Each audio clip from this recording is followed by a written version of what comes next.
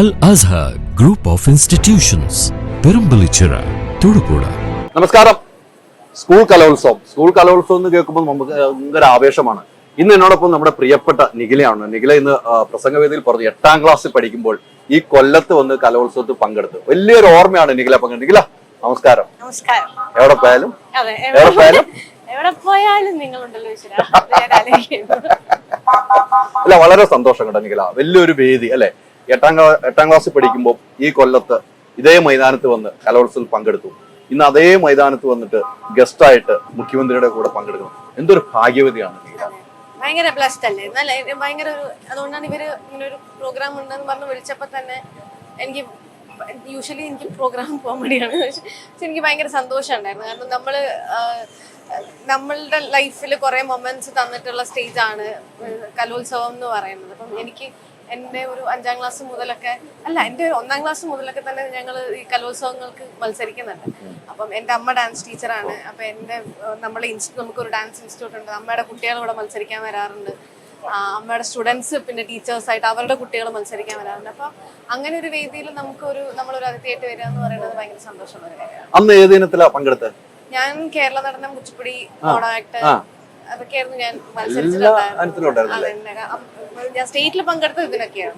8ാം ക്ലാസ്സിൽ പഠിക്കുന്നത് 8ാം ക്ലാസ് മുതൽ ഞാൻ +2 വരെ എല്ലാ വർഷവും പങ്കെടുക്കാറില്ലേ? നമുക്ക് മറക്കാൻ പറ്റാത്ത ഒരു ഓർമ്മ എന്തായിരിക്കും ഈ കലോത്സവത്തിൽ പങ്കെടുത്തത്?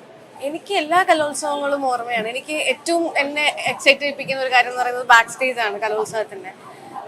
ഓരോ ആൾക്കാർ ഡാൻസ് കളിച്ച് വരുന്നതിന് മുന്നേ ഉള്ള പരിപാടികളും ഡാൻസ് കളിച്ച ശേഷമുള്ള കാര്യങ്ങളും ഒക്കെ ആകുമ്പോൾ അവരുടെ ഒരു ടെൻഷൻസും പുറകിലുണ്ടാവുന്ന കുറെ ഫ്രണ്ട്ഷിപ്പ് ഉണ്ട്. നമ്മൾ ആ സ്റ്റേജിൽ ഇങ്ങനെ ഓരോ അവസരത്തിന് വേണ്ടി കാത്തുക്കുമ്പോൾ എല്ലാ കുട്ടികളും കൂടെ ഒരുമിച്ചിരിക്കുമ്പോൾ ഓരോ ജില്ലയിൽ നിന്നും നമ്മൾ ഒരിക്കലും മീറ്റ് ചെയ്യാൻ സാധ്യതയില്ലാത്ത ആൾക്കാരെ നമുക്ക് കാണാൻ പറ്റും. അവരുടെ കൂടെ ഒരു ഫ്രണ്ട്ഷിപ്പ് ഷെയർ ചെയ്യാൻ പറ്റും. കുറെ ഇവിടെ നമുക്ക് എപ്പോഴും കലോത്സവം നമ്മൾ എപ്പോഴും യൂഷ്വലി കാണുന്നത് വാശിയുടെ ഒക്കെ ഒരു വേദിയായിട്ടാണ്. കുറേയും കൂടെ അത് സൗഹൃദത്തിന്റെയും കൂടെ ഒരു സ്പേസ് ആണ്. കാരണം നമ്മൾ ഒരുപാട് പുതിയ ആൾക്കാരെ കാണുകയും അവരെ പരിചയപ്പെടുകയും എന്നെ സംബന്ധിച്ച് നോക്കുകയാണെങ്കിൽ അമ്മയുടെ കുറെ കൊളീഗ്സിനെ കാണാൻ പറ്റും. അമ്മയുടെ ടീച്ചേഴ്സ് അങ്ങനെ എല്ലാരും ഞാൻ പരിചയപ്പെട്ടിട്ടുള്ളത് ഇങ്ങനെ കലോത്സവ വേദികളിൽ വെച്ചിട്ടാണ്. അപ്പൊ അത് നിഖിലേനെ അമ്മയാണോ ഡാൻസ് പഠിപ്പിച്ചിരുന്നത്? എന്നെ അമ്മ ഡാൻസ് പഠിപ്പിച്ചിട്ടുണ്ട്. RV പ്രദീപ്. അല്ല, അമ്മ ഡാൻസ് പഠിപ്പിച്ച് കഴിയുമ്പോൾ അമ്മയുടെ മറ്റു കുട്ടികളും ഉണ്ടാവുമല്ലോ? ഇല്ല, ഞാൻ പണ്ട് മുതലേ അമ്മ എന്നെ മത്സരങ്ങൾക്ക് വേണ്ടി പഠിപ്പിക്കാറില്ല. കാരണം അമ്മ പഠിപ്പിച്ച ഞാൻ പഠിക്കില്ല. അമ്മ പഠിപ്പിച്ച എന്റെ ഡാൻസ് ഞാൻ ശരിക്കും ഡാൻസ് കളിക്കുന്ന മര്യാദക്ക് കണ്ടിട്ടില്ല. ഗ്രൂപ്പിലൊക്കെ ഒന്നേ കണ്ടിട്ടുണ്ടാവും. അപ്പൊ അമ്മ ഭയങ്കരമായിട്ട് ക്രിട്ടിസൈസ് ചെയ്യും. അപ്പൊ ഞാനും അമ്മയും വഴക്കുണ്ടാവും. അതുകൊണ്ട് ഞാൻ എപ്പോഴും അമ്മയുടെ സ്റ്റുഡൻസോ അങ്ങനെ ആരെങ്കിലും ഒക്കെയാണ് എന്നെ എപ്പോഴും ഡാൻസ് പഠിപ്പിച്ചിരിക്കുന്നത്. അപ്പൊ അവര് വഴിയാണ് എനിക്ക് ഈ പറഞ്ഞ ഫസ്റ്റ് പ്രൈസ് എന്റെ ഒരു വിഷയമേ ആയിരുന്നു. മത്സരത്തിൽ പങ്കെടുക്കുക. എനിക്ക് അമ്മ എപ്പോഴും പറയും എന്റെ മോക്ക് സെക്കൻഡ് കിട്ടിയാലാണ് ഏറ്റവും സന്തോഷം. എനിക്ക് സെക്കൻഡ് ആണ് എന്നെ ഏറ്റവും സന്തോഷിപ്പിക്കുന്ന കാര്യം. എനിക്ക് സെക്കൻഡ് കിട്ടണം എന്നുള്ളത് മാത്രമാണ് എന്റെ ഒരു ഫസ്റ്റ്. ആരും ഉണ്ടായാലും എനിക്ക് പ്രശ്നമില്ല എന്നുള്ളത്. ഗ്രേസ് മാർക്ക് ഒക്കെ ഉണ്ടായിരുന്നു. ഗ്രേസ് മാർക്ക് അന്ന് ഗംഭീരമായിരുന്നു. അവരായിരുന്നു നമ്മൾ പങ്കെടുത്താൽ അല്ലെ ഗ്രേസ് മാർക്ക്. പിന്നെ അതോടൊപ്പം മോണാക്ട് അല്ലെ. മോണാക്ട് വലിയൊരു അഭിനയത്തിന്റെ വലിയ മികവ് ചെയ്യണ്ട.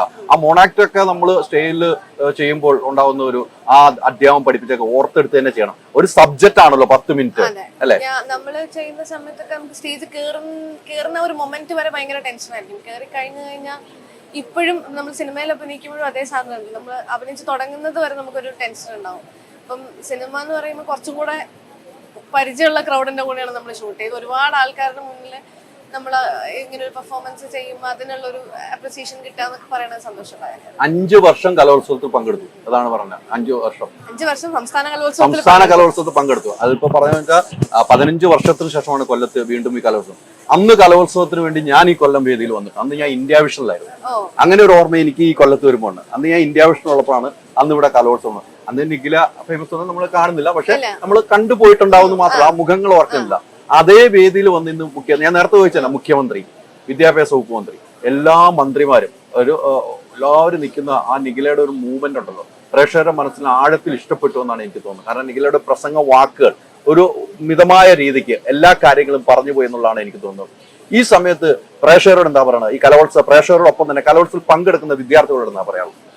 നമ്മൾ എപ്പോഴും ഞാൻ എൻ്റെ ഒരു എക്സ്പീരിയൻസ് എന്ന് പറയാനുണ്ട്. കാരണം ഞാൻ ഇത്രയും വർഷം കലോത്സവത്തിൽ പങ്കെടുത്തെന്നുള്ള ഒരു എക്സ്പീരിയൻസ് നമ്മൾ എപ്പോഴും കാണുമ്പോൾ ഈ പറയുന്ന പോലെ ഭയങ്കരമായിട്ട് വാശി, ഭയങ്കരമായ മത്സരങ്ങൾ, ഭയങ്കരമായ എന്താ പറയുക ഇതിൻ്റെ ഇടയിലുണ്ടാകുന്ന വിദ്വേഷങ്ങൾ, അടിപിടി, വഴക്ക്, ഇങ്ങനെ ഒരുപാട് കാര്യങ്ങൾ നമ്മൾ കലോത്സവത്തിൻ്റെ ഭാഗമായിട്ട് കാണാറുണ്ട്.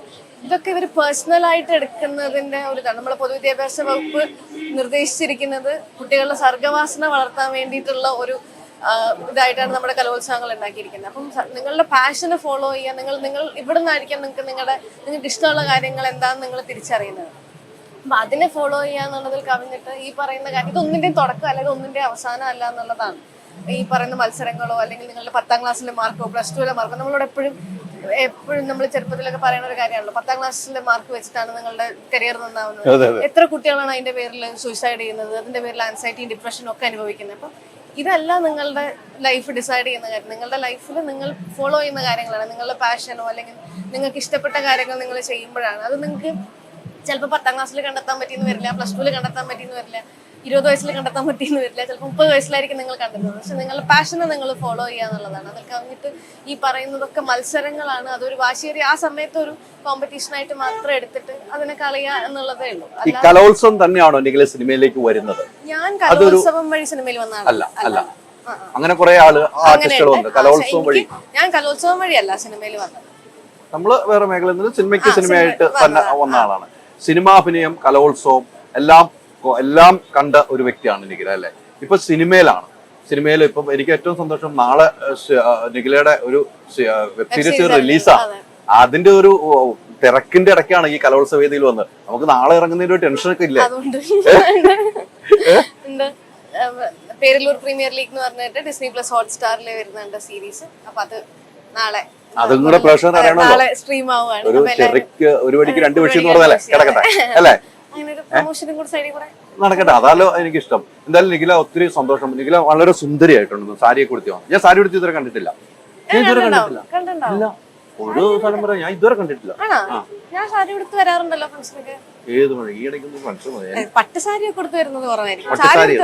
സാരി സ്വന്തം കൊടുത്തു അതോ? ഇല്ല, എനിക്ക് സൗണ്ട് അമ്മയുടെ സാറിന്റെ മേക്കപ്പ് ആർട്ടിസ്റ്റ് ഉണ്ട്, അവരൊക്കെ സാറിന്റെ നല്ല ജിമിക്കി.